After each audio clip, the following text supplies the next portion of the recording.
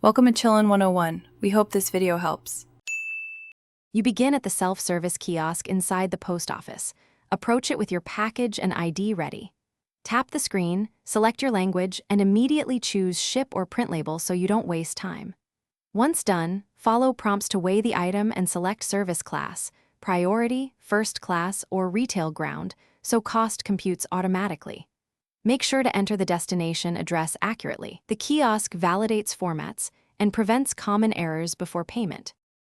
Once your package is on the built-in scale, confirm the weight displayed and correct package type if needed.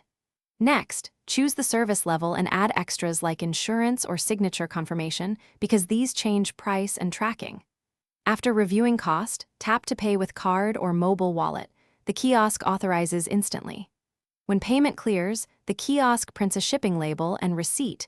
Remove the label promptly, affix it firmly, and keep the receipt for tracking. And after printing, firmly affix the label and seal your package.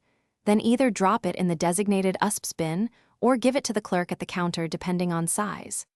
Immediately scan or enter the tracking number from your receipt into the USPS app to confirm acceptance. If you see a label error or misprint, do not drop the package. Take the receipt and return to the counter, or use the kiosk's reprint option with the receipt barcode so you can correct and avoid lost mail. Thanks for watching. Consider subscribing if we helped you.